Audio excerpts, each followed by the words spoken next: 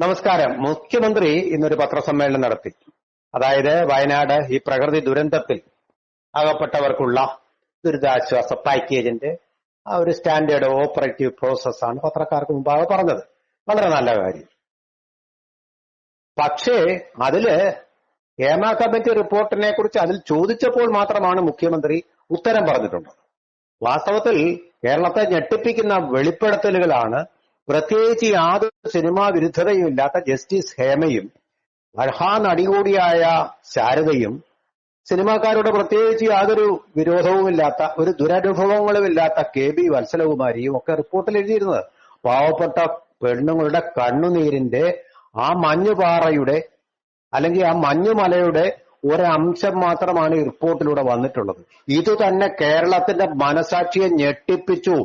മറ്റൊരു വയനാടൻ പ്രളയമായി, മലവെള്ളപ്പാച്ചിലായി, ഉരുൾപൊട്ടലായിട്ട് മനസ്സുകളിൽ, അതായത് നീതിബോധമുള്ള മനസ്സുകളിൽ, മനസാക്ഷിയുള്ള മനസ്സുകളിൽ, മനുഷ്യ സ്നേഹമുള്ള മനസ്സുകളിൽ അത് പൊട്ടിത്തെറിച്ചു ജലപാതം പോലെ.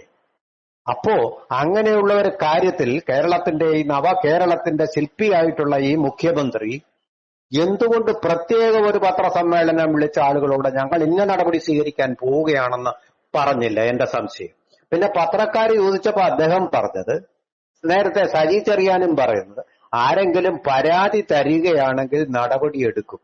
ഇതിനിപ്പോ ഇദ്ദേഹത്തിന്റെ ഉറപ്പ് വല്ലതും വേണോ? ഇന്ത്യൻ ഭരണഘടനാദത്തമാണത്. ഒരു പരാതി കൊടുത്താൽ അതിന്മേൽ നടപടിയെടുക്കണം. അത് തള്ളിക്കളഞ്ഞു കഴിഞ്ഞാലുണ്ടല്ലോ ഭരണഘടനാ വിരുദ്ധമാണ്. മുഖ്യമന്ത്രി പദത്തിലിരിക്കാൻ അല്ലെങ്കിൽ മന്ത്രിപദത്തിലിരിക്കാൻ ആരും യോഗ്യരല്ല. ആ ജനങ്ങളോട് ആ responsive and responsible to the people എന്നുള്ളത് നമ്മുടെ ഭരണഘടനയുടെ അന്തസത്തയ. ഭരണഘടനയെ ഉയർത്തിപ്പിടിക്കുകയും ഭരണഘടനാ മൂല്യങ്ങൾ പാലിക്കുകയും ചെയ്യണമെന്നൊക്കെ മോദിക്കെതിരെ ആക്രോശിക്കുന്ന ഇവരെന്തായാലും ഭരണഘടനാ തത്വങ്ങൾ അവിടെ മറന്നു പോകുന്നത്. പരാതി വന്നാൽ നടപടിയെടുക്കും. പരീക്ഷ എഴുതിയ മാർക്കിടുമെന്ന് പറയുന്ന പോലെ അല്ലേ ഉള്ളൂ. അത് പാചകം ചെയ്തു കഴിഞ്ഞാൽ ആഹാരം കഴിക്കാം എന്നുള്ള ഒരു പ്ലാറ്റിറ്റ്യൂഡ് അല്ലേ ഇത്?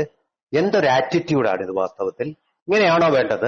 സംസ്ഥാനം ഭരിക്കുന്ന ഒരു മുഖ്യമന്ത്രി സിനിമയിൽ ഇങ്ങനെ, അതും കേരളത്തിന്റെ, ഇത് കേരളമാണെന്ന് പറയുന്ന കേരളത്തിൽ, ഹോളിവുഡിലോ ബോളിവുഡിലോ ടോളിവുഡിലോ ആയിക്കോട്ടെ ഇത് നടക്കുന്നത്, അല്ലെങ്കിൽ കോടമ്പാക്കത്തായിക്കോട്ടെ, ടോളിവുഡ് ആണല്ലോ അത്, അവിടെയാണെങ്കിൽ സാരമില്ല. ഇത് കേരളം സാംസ്കാരികമായിട്ടുള്ള ഉന്നതി നേടുന്ന, സിനിമയ്ക്ക് ഏറ്റവും മഹത്തായ അന്താരാഷ്ട്ര അവാർഡുകൾ നേടുന്ന, ഓസ്കാർ പുരസ്കാരം ലഭിക്കുന്ന സാങ്കേതിക വിദഗ്ധരെ സൃഷ്ടിച്ച ഈ കേരളത്തിൽ നമ്മൾ വാനോളം ഉയർന്നു നിൽക്കുകയാണെന്നാണ് വിചാരിച്ചത്. ഈ സാംസ്കാരിക നായകന്മാരെ കൊണ്ട് തന്നെയാണ് പല പരിപാടികളിലും, സംസ്ഥാന ഗവൺമെന്റിന്റെ പരിപാടികളിലും നമ്മൾ പരസ്യം നടത്തുന്നത് അല്ലേ?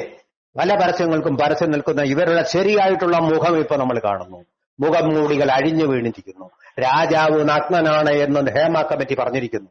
അപ്പോഴും അചഞ്ചലനായിട്ട് പരാതി തരുവാണെങ്കിൽ ഞങ്ങൾ നടപടി സ്വീകരിക്കുന്നു. വളരെ കൂളായിട്ട് മുഖ്യമന്ത്രിക്ക് എങ്ങനെ പറയാൻ കഴിയും? വയനാട് ദുരന്തം പോലൊരു ദുരന്തമാണ് കേരളീയരെ വേട്ടയാടുന്നത്.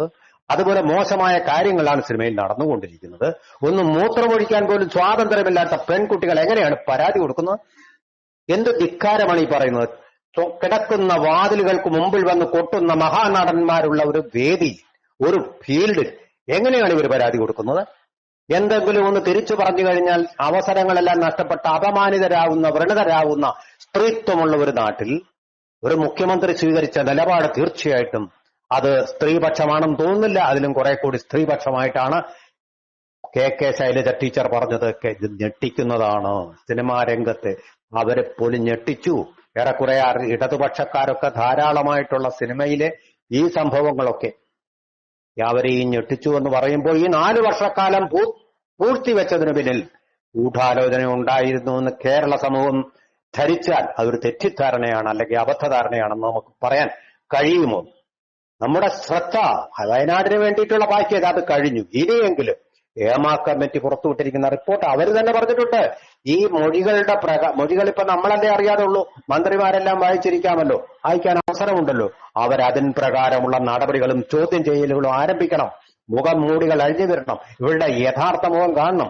അതുപോലെ തന്നെ ഇവരെ കെട്ടിയെഴുന്നള്ളിച്ച് പരിപാടികളിലൊക്കെ അവരെ ഹീറോകളായിട്ട് ഹീറോയ്ക്ക് വെൽക്കമൊക്കെ കൊടുക്കുകയും ആരാധകർ ആരാധിക്കുന്നതുമായിട്ടുള്ള പരിപാടികൾ നിർത്തണം. ശരിയായിട്ടുള്ള സൽസ്വഭാവികളായിട്ടുള്ള ആൾക്കാരാണെന്ന് ഇവരെ തിരിച്ചറിഞ്ഞതിന് ശേഷം നമുക്ക് പൂവിട്ട് ഇവർക്ക് പൂജിക്കാം, ആരാധിക്കാം. അതുവരെ സംശയത്തിന്റെ ഒരു ദൃഷ്ടിയോടുകൂടി വേണം ഈ മഹാധമന്മാരെ നമ്മൾ വീക്ഷിക്കാൻ, ഈ കാമഭ്രാന്തന്മാരെ നമ്മൾ വീക്ഷിക്കാൻ. അത് അങ്ങനെ തന്നെ വേണം ഉൾക്കൊള്ളാൻ. അവിടെ ഒരു വലിയ 12 പേരുടെ ഒരു കോക്കസ് ഉണ്ടെന്ന് പറഞ്ഞല്ലോ, 12 പേരുടെ ഒരു പവർ ബ്ലോക്ക്. ആ പവർ ബ്ലോക്കിലെ 12 പേരെ എന്തുകൊണ്ട് അറസ്റ്റ് ചെയ്തുകൂടാ? അവർക്കെതിരെ FIR സ്വീകരിച്ചുകൂടാ? അനങ്ങാപ്പാറ നയം സ്വീകരിക്കാനാണ് രൂപ കൊടുത്തിട്ട് ഇത്ര വിശിഷ്ടരായിട്ടുള്ള വ്യക്തികളെ വെച്ചിട്ട് കമ്മിറ്റിക്ക് രൂപം നൽകിയത്? അന്നേരത്തെ ആ പ്രതിഷേധം ഒതുക്കാൻ വേണ്ടിയാണോ? ഇതെന്ന് സംശയം തോന്നിപ്പോവുകയാണ്.